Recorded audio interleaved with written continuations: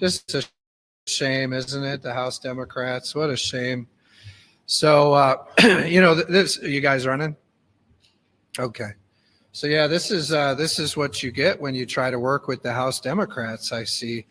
And I read this stuff, and MERS has this poll. That's pretty funny. I looked at it, and in the poll it says, who's to blame for the budget not getting done, and the only options you could select were me, Governor Whitmer, Puri. You couldn't even select Brinks. I mean, MERS did not give that as an option. So we'll see. That should be an interesting poll, because I think a lot of people blame Brinks, but they can't vote that way because the last I saw, it doesn't even give you the option. So it's going to be very interesting to see that one. But I'll just say I've heard from a lot of the media how we need to work with the Democrats. So today we tried to move one of Governor Whitmer's top priorities, which was a bill to ban cell phones in schools. I think a very reasonable bill that will do that. That's something that the public wants. It's something that Republicans and Democrats want. It's one of the best. Well, let's say it this way. It's one of the most, it's one of the most popular issues I've ever seen. The public wants, no cell phones in schools. They want kids focusing on learning, not looking in their phone, playing games all the time and texting their friends. And I stood up at the State of the State when Governor Whitmer asked for the legislature to move that. And we've been working on it for a few weeks. And today we said, look, let's make an effort to work with the House Democrats, and let's try to put up this important priority of Governor Whitmer. Now, it failed, right? We couldn't get House Democrats to vote for it. And you look at it, we had a bill up today that a lot of Democrat prosecutors are calling for all over the state, Republicans and Democrats, but many Democrat prosecutors. I mean, we had a Supreme Court announce that all of these juveniles are going to have to be resentenced for major crimes. And there's a deadline coming up that they have to file by in order to have new hearings. And what most of these are going to be in Wayne County, Genesee County, Saginaw County. I've been talking to a lot of these Democrat county officials, and they're telling me that they're not going to meet these deadlines to file for these hearings, because there's so many violent criminals that are about to be let out of prison.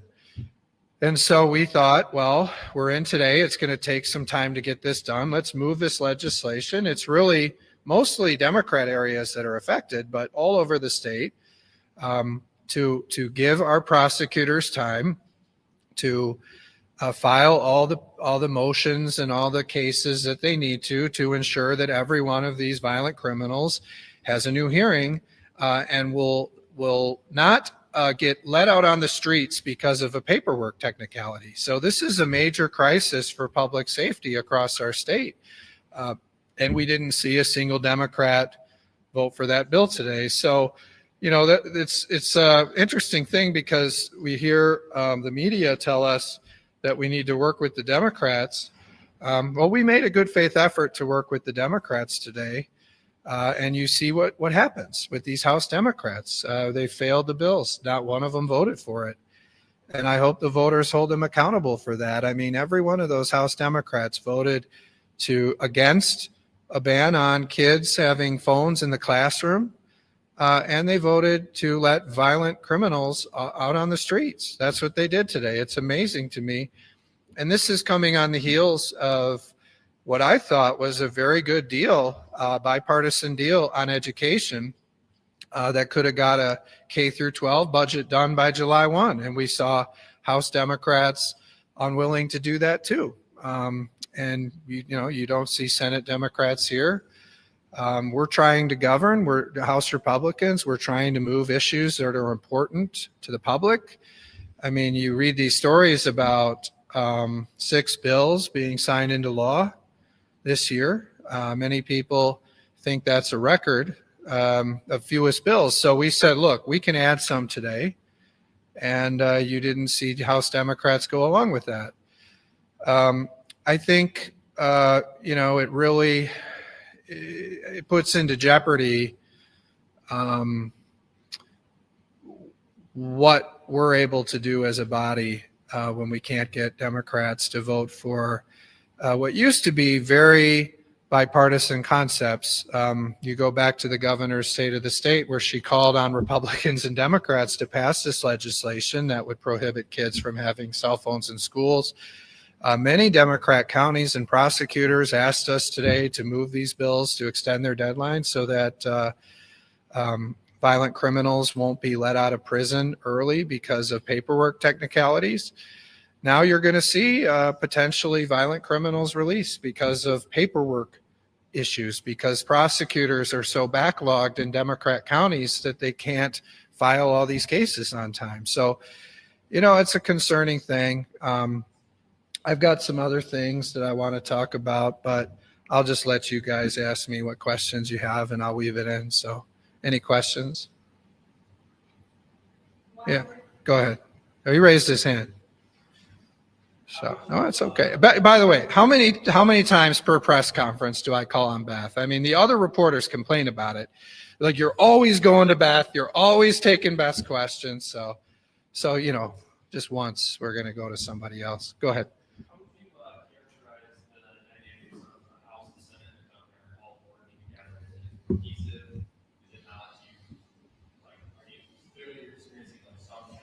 Mm-hmm. Well, I think Governor Whitmer and I are the two leaders in this town that are trying to work to get things done. And, I give Governor Whitmer credit, right? I mean, you saw her and I went to the Oval Office earlier this year, and we asked for help for the Upper Peninsula in northern Michigan, the northern lower.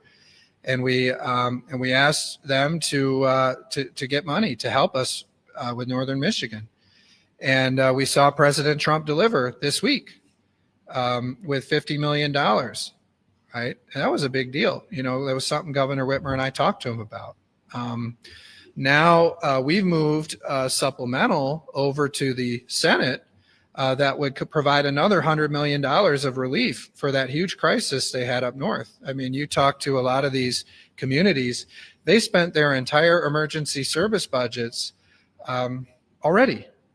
So now we're going to have to try to get Senate Democrats to move that legislation and help give more relief to northern Michigan. So, these are the kind of challenges we face. So, I give the governor credit, right? We've tried to work with her on this cell phone bill to prohibit kids from having cell phones in the classroom in schools, and House Democrats won't follow her lead. So I find it very perplexing how fractured Democrats are. I mean, you have the governor out here working with me, trying to get things done. And then it's the House Democrats and the Senate Democrats that are blocking it all. I put forward a plan to fix our roads without raising taxes by putting people above corporations. If we just stop doing all the giveaways to corporations, we can fix our roads without raising taxes. I've shown how we can do that. We moved that bill through this chamber bipartisan. That was back when Democrats were voting for reasonable policies. And you can't get the Senate to put a plan on the table. And you remember when Governor Whitmer said, Matt Hall is the only leader I've worked with who has the guts and the brains to pass a roads plan and come up with one. And the fact that the Senate Democrats are not coming up with a roads plan is putting us in a very bad situation as we move forward with a budget. I heard Governor Whitmer say last week that there's not a budget until there's a roads deal. So roads is part of the budget. I'm committed to that. Governor Whitmer's committed to that. But these legislative Democrats, they can't get their act together and support their leader and empower her, whether it's on cell phones, whether it's on on the roads or the education budget. And it's really throwing a lot of things into turmoil here in Lansing as we're trying to move forward on a roads solution and important policies that help our public safety and also help our kids learn in the classroom. Yeah, Beth.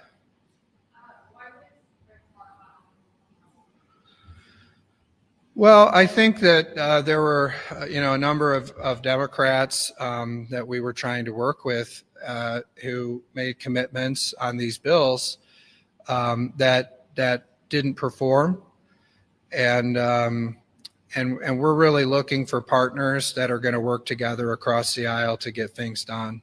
And you look at a member when they make a commitment, they need to honor that commitment. And we did not see that from Rep. Farhat. Well, we're going to start interviewing members of the Democrat caucus to find someone that's going to help us get the budget done. We want to get a budget done on time. We want to work with, Governor Whitmer and come up with a bipartisan budget by the deadline of September 30th, and hopefully sooner on schools and roads. It's really important that we see a plan from Democrats on roads, and we want to get schools done as early as we can. And that those two things really unlock the rest of the budget. And we're going to need a partner that's going to help us get things done.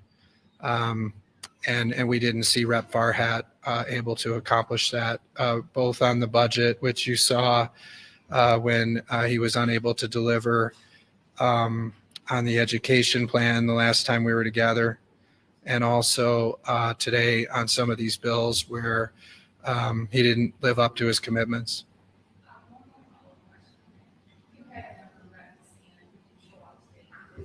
Mm-hmm.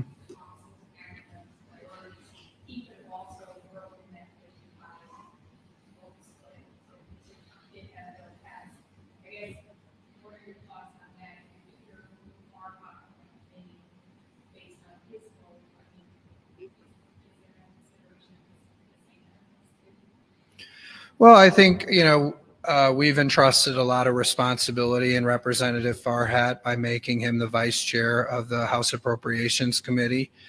And we're counting on him to represent the Democrats and to help us get a deal done, a bipartisan budget deal by September 30th. And that's a lot of responsibility we put in him to accomplish that. And from what I can see, he's not getting the job done, and so we removed him. In the case of Representative DeSanta, Jim and I have been having discussions, and we have a lot of alignment on a lot of issues. I think that it's important that our members are here, and when they're not here, we have to work with who's here, right? And so we had 55 Republicans here today. We had a number of Democrats that we believed were committed to solving these problems of, prohibiting kids from using their phones in the classroom. I think it's a pretty powerful issue in our state. A lot of people believe that kids should not be using cell phones in the classroom.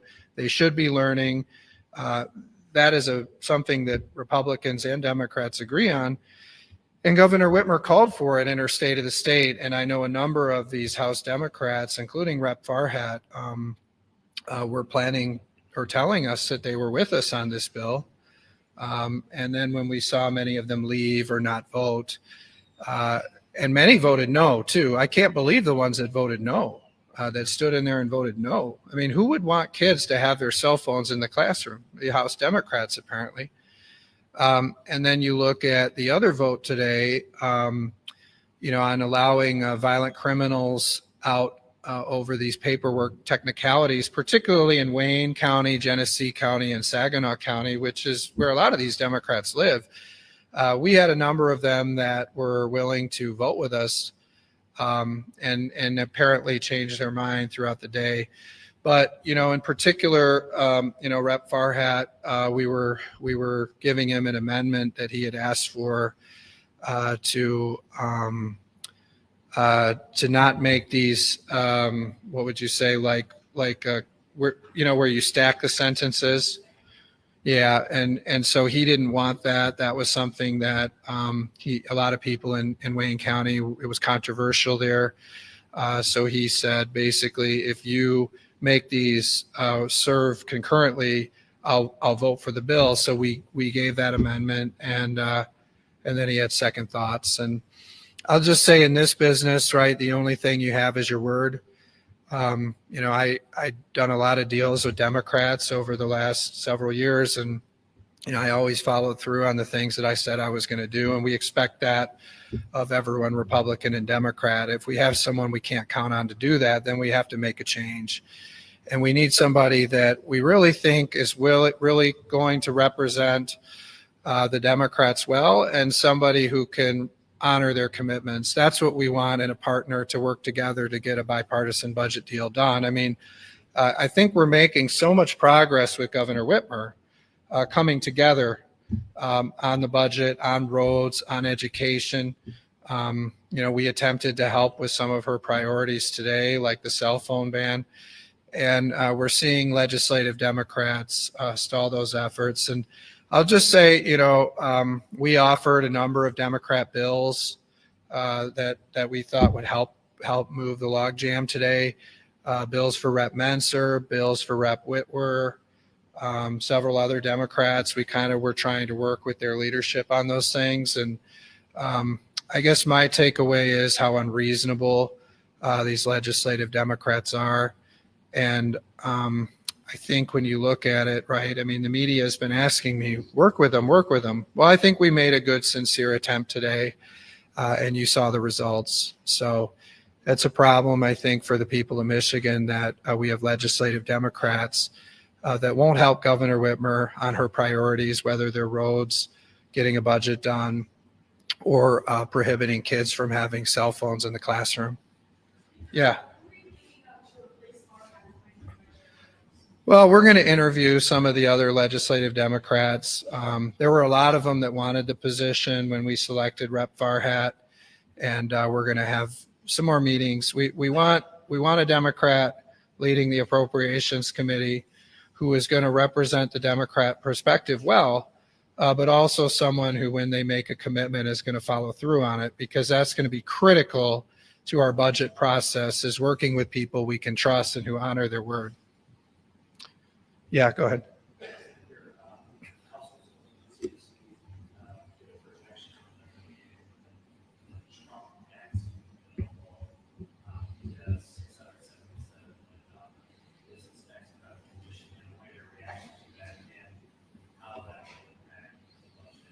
Yeah. So his question is talking about the House fiscal analysis that came through on the One Big Beautiful Bill. I'll tell you something I thought was a little interesting. So when we did the research and development tax credit, that was another bipartisan bill that we worked with Governor Whitmer on. Nobody said $100 million a year deficit or whatever, right? You're cutting taxes by $100 million, incentivizing research and development. So when we look at the One Big Beautiful Bill, the fiscal impact we see is largely the result of tax cuts geared toward really advancing manufacturing and research and development. So you look at that, the majority of it is basically a research and development tax credit. Michigan is home to a lot of major research and development. That's why we passed last year an R&D tax credit. Is you look at all the automotive companies, they all have research and development facilities here. I would argue that Michigan, now under President Trump, manufacturing is coming back, and we saw that with the General Motors plant where they're going to build big ICE vehicles, whether they're the Tahoes or the big trucks. But during all the years when manufacturing was moving away from Michigan, Michigan really has developed a niche as a research and development headquarters for all the big automotive companies. With these R&D tax credits, you're going to see research and development really explode all over the country and happen in the United States. And when you talk to a lot of these companies, they have R&D headquarters in Michigan, they have them international. they have them all over the place. We want that important R&D done here in Michigan. And with these research and development tax credits, it's really going to help. And then you look at these other ones, I mean, they're really spurred toward accelerating manufacturing, which is one of President Trump's main priorities.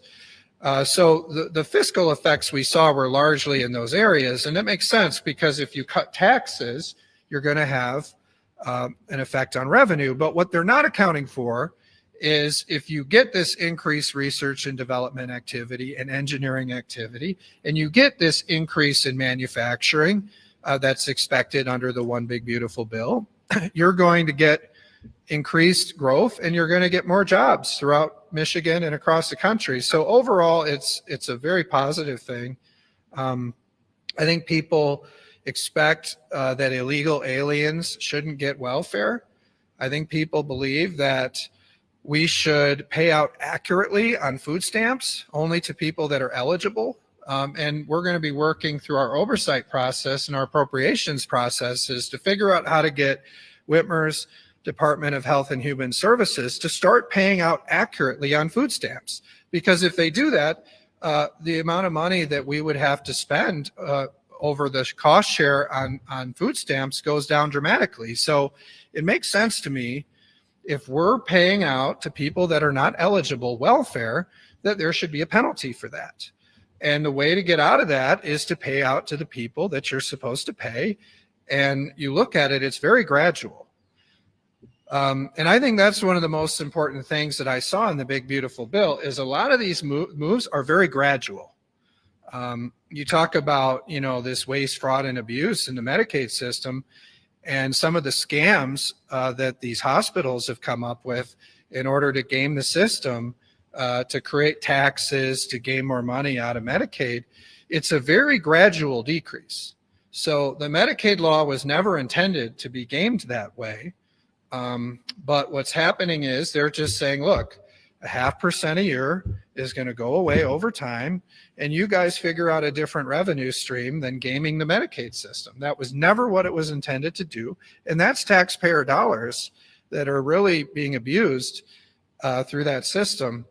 And work requirements are going to be a very good thing, but they're phased in, so you don't see that as part of that fiscal analysis. But people that are eligible, that are working, seeking an education, or volunteering their time, able-bodied adults, that's what they should work, seek education, or volunteer in order to get welfare. We shouldn't have people on the system for decades sitting in their parents' basements playing video games. We shouldn't do that. It should really be reserved for the people that it was intended for, the people with the biggest needs. And what you're seeing, like in the state house, in the legislature, our Medicaid budget is about $25 billion out of the $83 billion budget. I looked it up. It's about 30% of the budget is Medicaid. And if you guys should do some research on this to see what was it 10 years ago? What was it 20 years ago? And what you're going to see is this is really becoming an expensive program for the federal government and states. And so we need to ensure that it's protected for the people that need it the most, not illegal aliens and not able-bodied adults that won't work, volunteer, or seek education. Yeah. Sorry, what was it?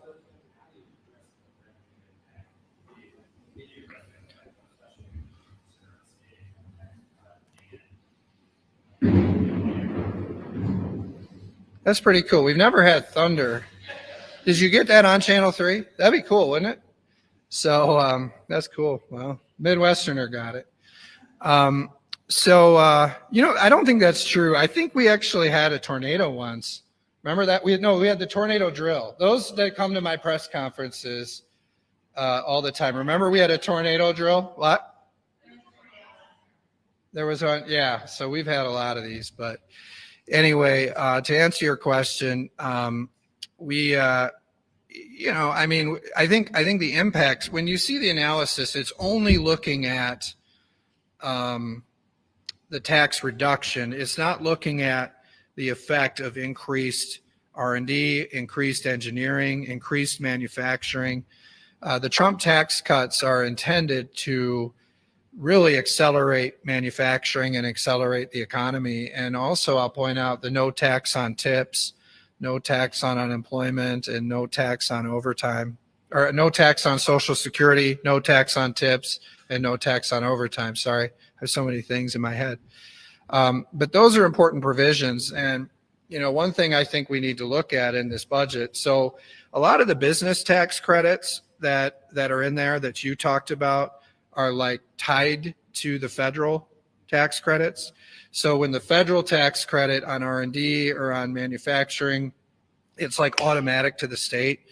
But these individual tax cuts on overtime, on Social Security, and on tips, they're still going to pay a state tax if we don't do anything. The federal tax is largely going away, but they're still going to pay a state tax. So I do think we need to look at that for taxpayers. I think it would really help working families if we could do something to really tie the state taxes to the no tax on tips, the no tax on Social Security, and the no tax on overtime. So we're going to look at the fiscal effects of that as well. We need to eliminate the waste, fraud, and abuse. And we really need to set better priorities, and we can fix the roads. We can fund the Public Safety Trust Fund. We can bring the government workers back to work. We can also do record education, and we can find some room for tax cuts and a roads deal without raising taxes. We can do it. We just have to set good priorities. Besides the substitute out concurrent for consecutive, what else was agreed to with reform that he was slowing down on? Well, I think, you look at the vote today on the other bill with the cell phones. I really thought he'd follow Governor Whitmer on that policy.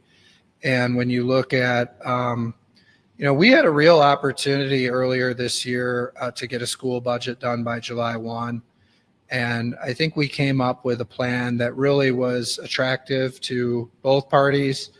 And when we saw House Democrats put politics over getting a school budget done by July 1, we just aren't seeing out of him what we need in a Democrat partner to get this budget done by September 30th. Yeah, go ahead. Yeah.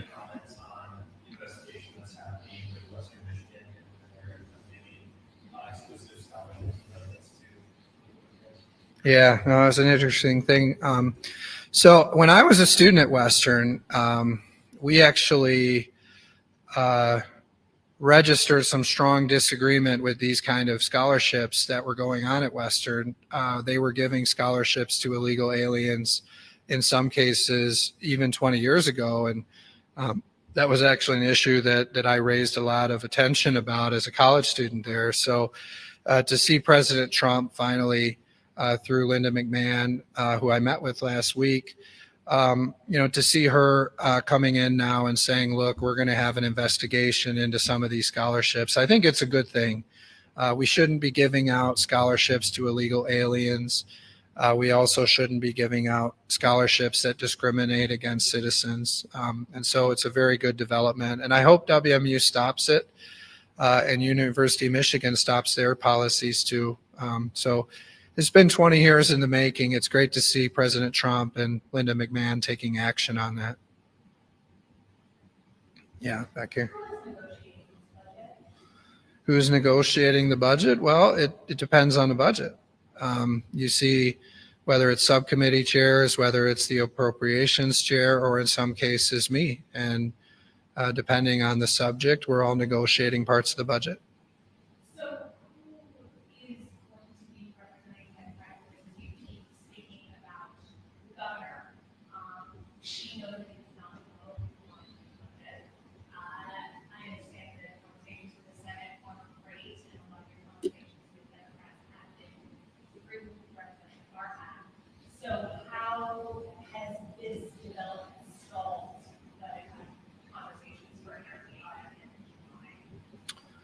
Well, I don't see how legislative Democrats could be doing a more poor job on negotiating this budget.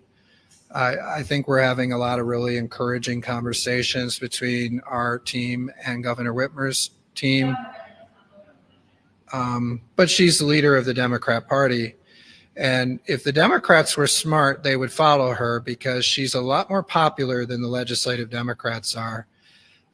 They won their majorities because of her, and now they're abandoning her, and I don't understand why. If they were smart, they would empower her and they would support her on the budget, because I think she's demonstrated that she knows how to win, and she knows how to work together. And that's certainly something that I know how to do. I've been working with her. I've been working with a lot of people. But we need to kind of step it up here with some of these legislative Democrats and find empower better leaders than the ones we're seeing. My confusion, because it seems like we've closed down a lot of I can't hear you. we've closed down a lot of channels for conversation. So I guess Yeah, I don't see that. who are you going to be speaking to? Are you going to start speaking with your friends? Well, we talk to Leader Brinks quite a bit. I don't know why you're falling for these narratives. I mean, I think I just laid out to you that we literally just spent a whole day speaking to House Democrats, putting up bipartisan bills and offering priorities of their members, and they turned it all down and voted no on everything. So I don't know what to do with that, right? So. Yeah, I know, but don't you think Democrats like let me just ask you, I mean, when Winnie Brinks put up a bill in her caucus that we negotiated with her, that a majority of her members opposed, Republicans carried it, right?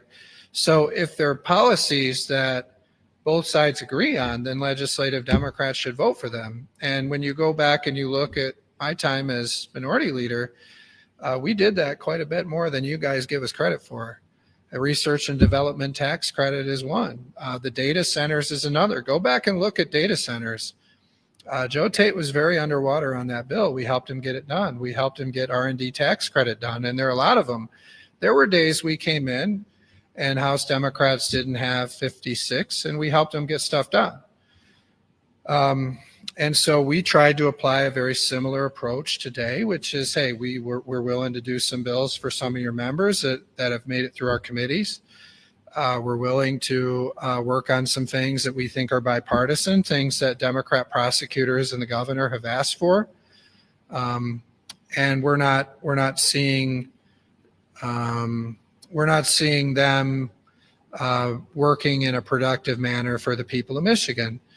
On the Senate side, you know, I mean, there's things going on. I talked to Brinks, Bolin talks to Sarah Anthony, and we have good conversations with the governor's office. So I don't think we're shutting off channels. I don't feel that way. I think Democrats, though, are very divided between the governor, the Senate, the House, the Attorney General. They're all very divided right now. And I think that's really causing some challenges. And I think they're a party that's really trying to find their identity right now.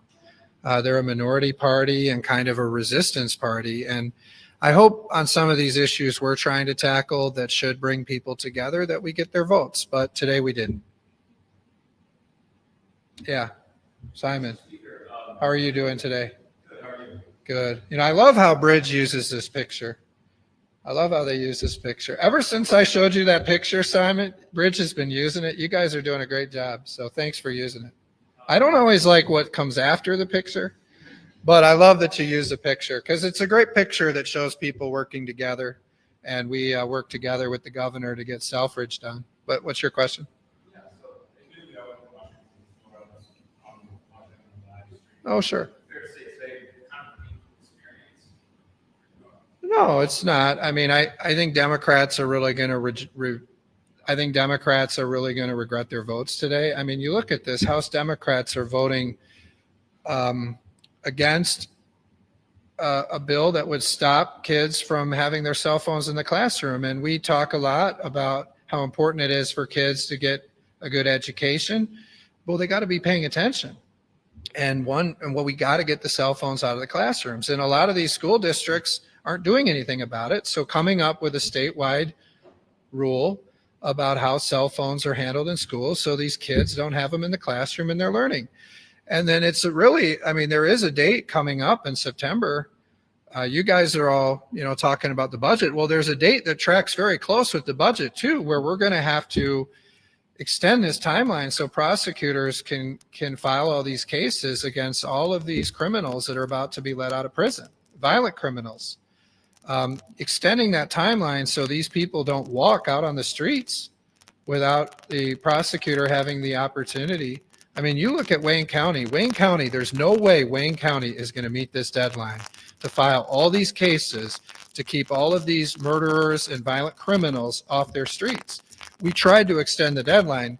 Their Democrat prosecutor agrees with us on this. We gave them an amendment that would make it so that they weren't serving the sentences stacked, but they were serving them concurrently, which is what they asked for. We were trying to get this done and work in good faith today. I think Democrats will regret that vote if it leads to violent criminals increasing the violent crime rates in their cities. And when you look at these places like Saginaw, Flint, and Detroit, they're some of the most violent cities in the country.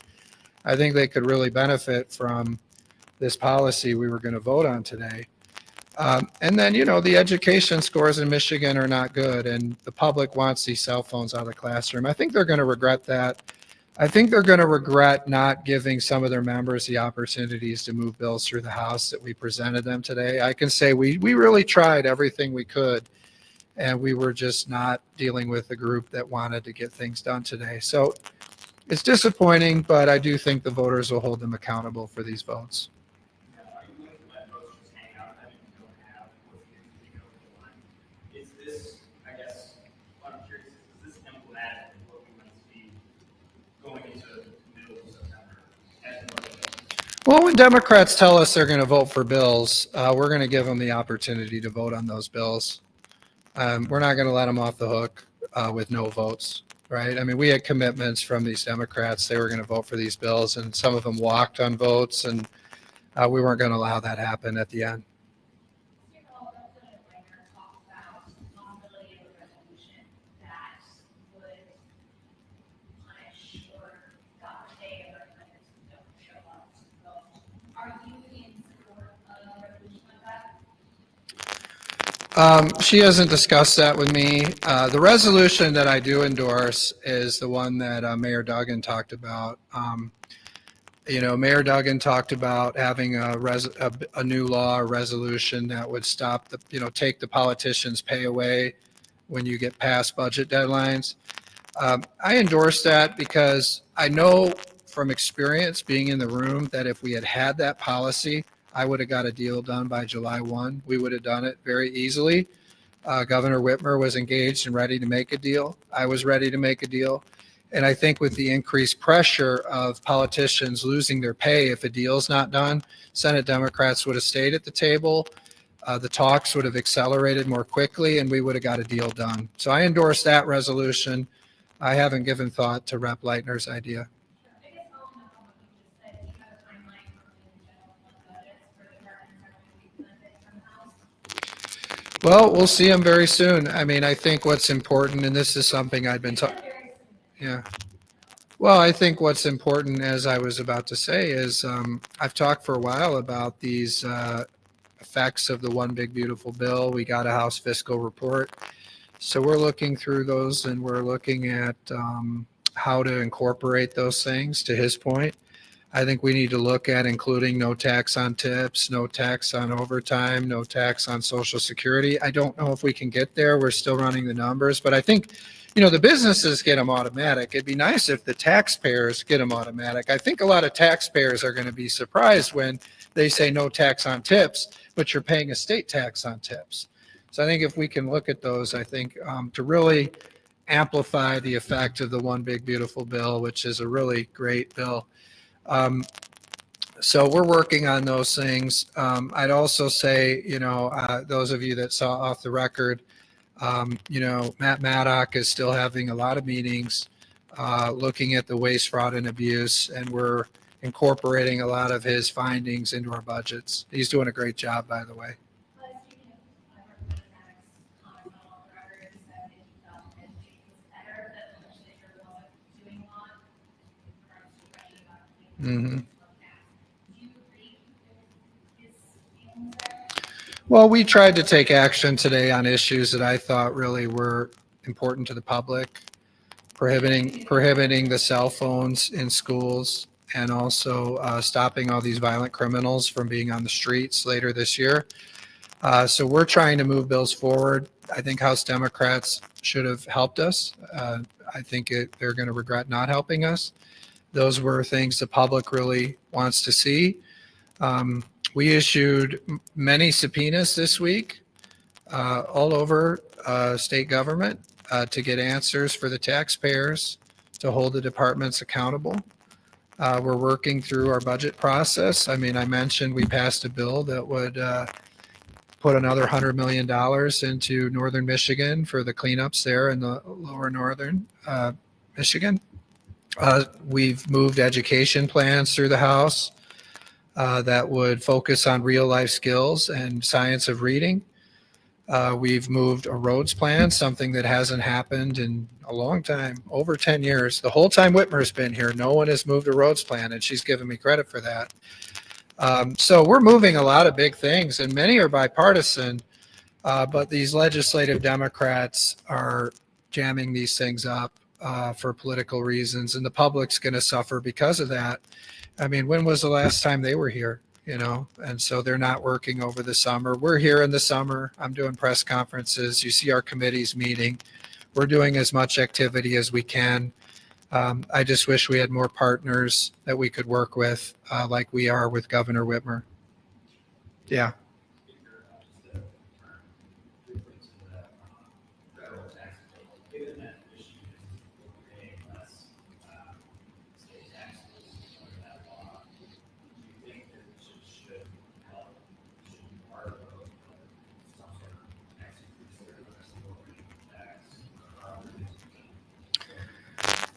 Yeah, well, you know, I do think we should always look at these tax credits and see which ones are needed and which ones are not, as we're trying to, you know, right. I mean, I think our principles of taxation are low rates broadly applied.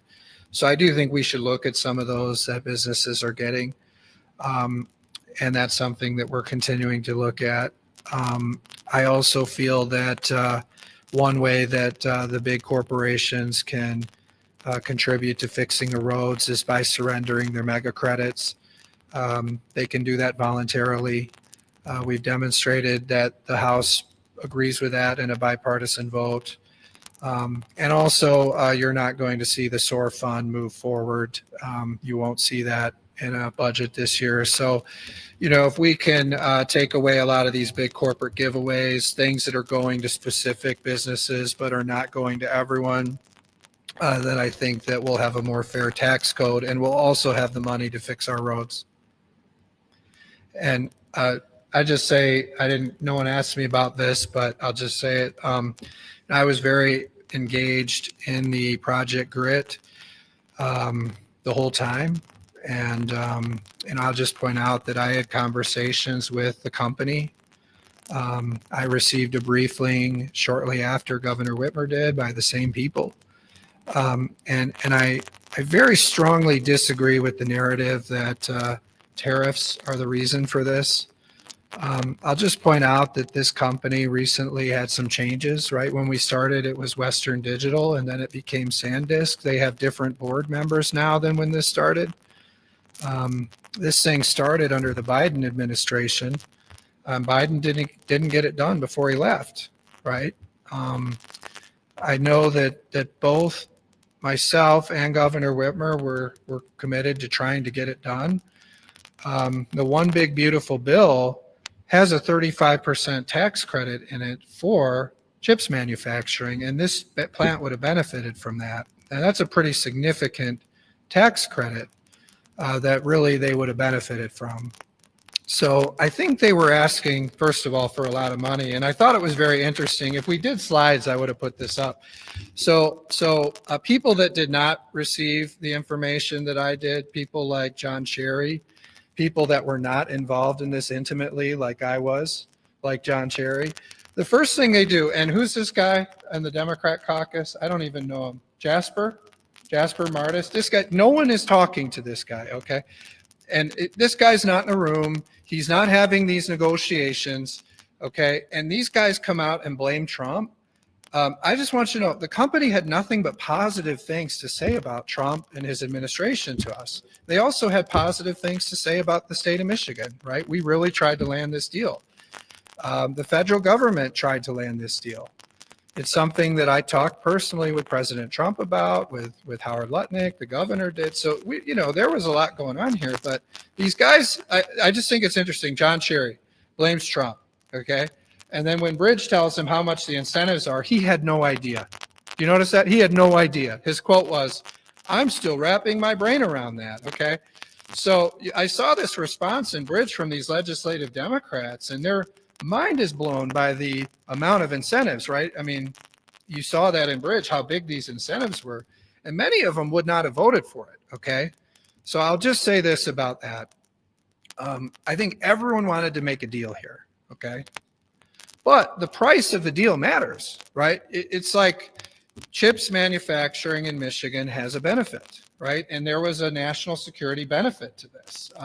Having these chips produced in America is why they put that big tax credit in the One Big Beautiful Bill, right? It's why the CHIPS Act was passed.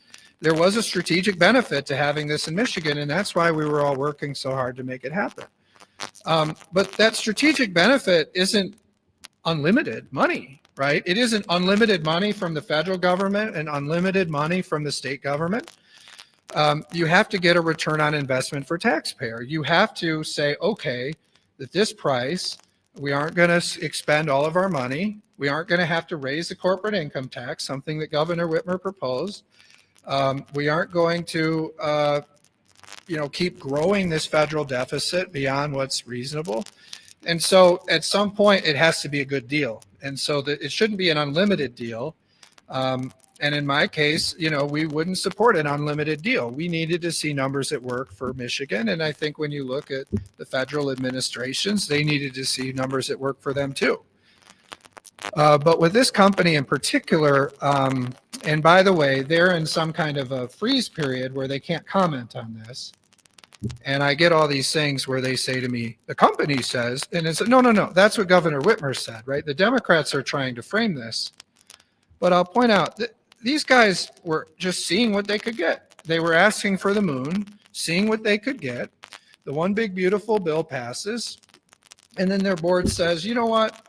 Let's wait to see whether we make an investment or not. Let's wait. Maybe we didn't get all the incentives that we wanted, or maybe we want to see, the future. They have some new board members, but I just want you to know, no one ever brought up tariffs. Nobody said anything negative to us about President Trump. They only talked about how cooperative and helpful his administration was. And if this freeze is ever lifted on him, I think you'll hear them say that. So, I would encourage you to stop quoting people like Jasper Martis and John Cherry, because they weren't involved in this at all. So.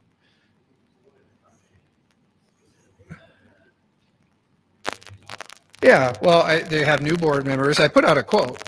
I mean, when we started, it was Western Digital. It's SanDisk now. So these are some different people making this decision than when it started. This thing started under the Biden administration and had been going on for years. And essentially, I think they're looking at it and saying, we're not sure we're going to make an investment. But they were very clear that Trump's administration was helpful and was working with them. And you saw that in the One Big Beautiful Bill. I mean, they were literally lobbying for an increase in the tax credit for chips, and they got it, 35%, which was a big deal. So it's not just how much money's in the CHIPS Act. It's, what is the tax credit was a big part of this, and they came through in the One Big Beautiful Bill. And then you look at what are the incentives Michigan can do, what are the incentives the federal government can do, what's in the tax credit. And I'd say while we were evaluating the effect of that, because what we were trying to figure out, we're trying to get the best deal for the taxpayers. When that tax credit increased so much on the One Big Beautiful Bill, my first thought is, well, maybe now we can kind of reevaluate some of these incentives, because look, in other states, they're getting major investments in semiconductors, and that was before the One Big Beautiful Bill. So that's why this argument doesn't work for me. I mean, these are expansions on the CHIPS plan in New York and Idaho that we lost out on. And then the one in Arizona. I mean, they keep growing it. What is it called? The Taiwanese Semiconductor Company, and what's that? Yeah, TSMC is growing and expanding, and now with this one big beautiful bill, you're going to see it expand even more. I think you're going to see more chip production as a result of that. So it's really Michigan that's standing out here as the one that it didn't go through on. I mean, that's what we're seeing, and I think it was partially because of our regulatory and tax policies and our energy policies, right? The costs. And then can you buy down the costs with enough incentives? And you saw $6 billion is what some estimates had it at. And you know what I mean? That's a lot of incentives. And they looked at everything and said we're not ready to do it. But nobody said anything about Trump. So that, and I think when you look at what's going on in the other states, it's safe to say that's not what other states are seeing. So I do think that we should, do a little more research on these things as we're reporting them. Yeah. Yeah, that's funny. You guys just, let's see, could you ever get any of these other people to talk to you? I mean, no one knows where Winnie Brinks is. Although I do talk to her, so I know where she is, but I won't tell you because you guys don't think I talk to her. I support President Trump and his administration, and I believe what he said, which is, like, for example, I mean, the media is really not covering the things that Tulsi Gabbard's finding about the involvement of the Obama administration in some of these hoaxes against President Trump. So it wouldn't surprise me at all if the Democrats were involved in kind of some of the narratives that are out there right now. All right. Well, did you guys miss these? Beth didn't. No. Oh, well. All right. Well, I don't know how you reported without me, but maybe you guys will write about something today. So we'll see you again soon, hopefully very soon. Oh, boy. All right. You guys good? Great job, Channel 3. He's here the whole time. Hey, there's just another. I'll let you guys take those. All right. Thanks.